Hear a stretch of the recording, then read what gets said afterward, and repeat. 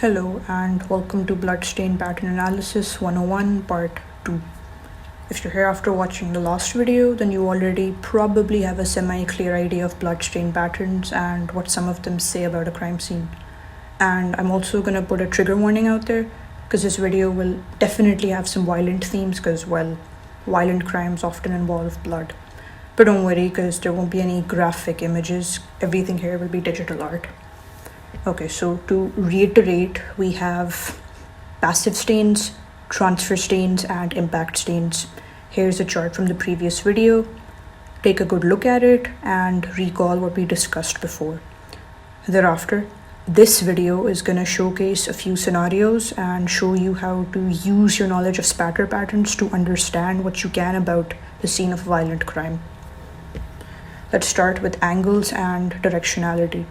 Okay, so first up, you need to be aware that a drop of blood is roughly spherical as it falls. If it hits a surface at 90 degrees, then the spatter mark that forms is quite circular. However, if it hits the surface at an angle, you'll get an elongated shape instead, which will kind of have a tail-like projection at one end. Here's blood drop spatters at 90, 60, 30, and 10 degrees to give you guys an idea of how the shape changes with the angle of impact. So, simply put, the more acute the angle, the more elongated the shape. Another thing that you guys need to know is that the tail of a spatter always points in the direction of travel. Okay, see this little tail here?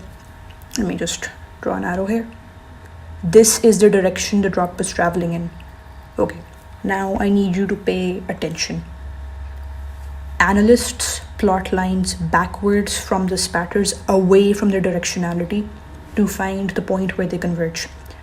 Now in theory it sounds pretty simple, but that's because you're probably imagining it in 2D. Technically speaking, this will have to be done in 3 dimensions. You can see the planes in this diagram. The tails are pointing away from their origin because they're traveling away from that position. The stains are kind of linear and they'll be plotted backwards. So let's say analysts do the plotting and estimate the position of the area of convergence. Let's also say it forms 5 feet high on a wall. If that's the case, these experts can reasonably assume that the victim was standing when they got injured. If you think about it, though, most adults aren't much shorter than that. However, if the point of convergence was, let's say, only a few centimeters above the floor, then the injury obviously occurred when they were already on the floor, when the victim was already on the floor. So yeah, there's a bit of math and physics involved in forensics, which is probably disappointing to some, and my sincere apologies for that. Okay, so let's move on to the second thing.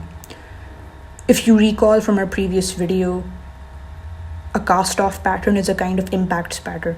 So we're going to be discussing cast-off patterns here in a little bit of detail. Here we have the diagram of a cast-off pattern. Notice that these patterns are in a kind of linear fashion. Now, imagine an assailant causing a bloody injury, for example, by resorting to blunt force trauma, using a metal pipe or a hammer, really anything people use to beat someone else up with. They'll swing the weapon back in an arc, which will fling blood back onto other surfaces, like the ceiling or a wall. This diagram is going to make things much clearer. Now look here. Notice the forward and back spatter that we get from the primary impact and how flinging the weapon backwards projects blood onto other surfaces. If you're standing at the crime scene, you'll be able to roughly estimate where the assailant was standing and approximate what the plane of motion of the swinging was. Sometimes analysts can't be at a crime scene and they only have photographs to work with, so they'll determine the stain's directionality using their tails.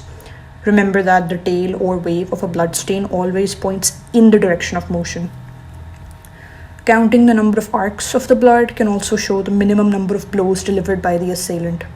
Like in this diagram here, we have roughly 3 arcs going in one direction. Wait, let me draw this here. Okay. So the weapon was probably swung this way 3 times while they were standing in this position. And there are roughly 3 arcs going in the opposite direction as well. So you would assume that the weapon was swung back as well. Another thing you could note is that long, relatively light weapons create more cast-off staining than shorter, heavier weapons. The resulting cast-off trails are pretty useful in helping the investigator to reduce the nature of the attack that occurred. Let's move on to part 3, which is arterial spurting.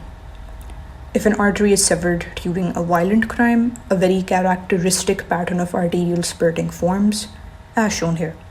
Most of you are probably already aware that arteries carry blood directly from the heart, hence the pressure in them is very high. If an artery is compromised and blood is forced out from the arterial injury, it will spurt every time the heart beats, rather than shoot out in one continuous flow. So you're gonna get this arcing pattern, these large individual stains as you can see here. Let me just circle them for you. 1, 2, 3, and so on. Essentially, a new pattern is created for each time the heart pumps. And because a large amount of blood hits the surface initially, some of it will ripple down, definitely. Sometimes forensic experts need to distinguish between arterial and venous injuries. Characteristic spray from an arterial injury usually results in a fine, projected blood stain pattern, often found at some distance from the victim because of the pressure, the really high pressure. Blood projected from ruptured veins, on the other hand, tends to shoot out a much smaller distance, and it is way less disseminated, or you could say less spread out. Also note that venous blood tends to be darker than arterial blood because it is more deoxygenated. Now we're going to move on to part 4, which is gunshot spatter. But before I talk about this, I want to mention that determining the velocity of a spatter is extremely important, as it often allows you to determine the nature of the crime. Okay, we're going to start with low velocity spatter, which can occur at a speed of 1.5 meters per second. A lower energy event could be punching someone in the face, for example, and then blood flies out of there. Beating someone with a wrench or pipe would be medium velocity spatter, since the blood that's flying around would move somewhat faster. Gunshot spatter is a kind of high velocity impact spatter. So these are the 3 types of velocity ranges that we usually look at. Now, gunshot spatter is a very energetic event if you compare it to the other velocity types of velocities that I just described. This kind of spatter includes both forward spatter, which comes out from the exit wound, and back spatter, which comes out from the entrance wound, as you can see in this diagram here.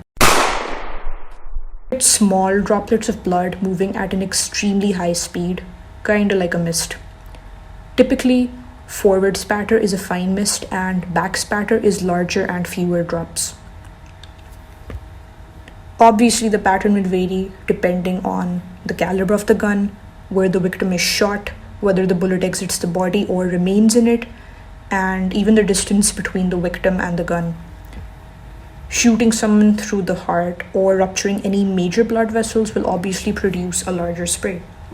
If you recall from what we discussed about arterial spurting, ruptured arteries will create bigger, farther reaching patterns.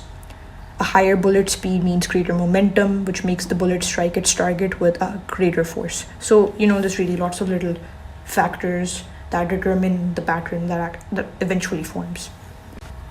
So that pretty much concludes the end of PPA 101. The stuff we discussed here was more introductory rather than in-depth, but there was also a great deal of info. I sincerely hope you guys enjoyed this video series and learned a few cool things. And I'll be happy to know if this sparked your interest in forensics, so please do let us know in the comments. And I'd also like to give a shout out to @sunburntbagels on Instagram for doing an absolutely fantastic job with the illustrations. Do give them a follow.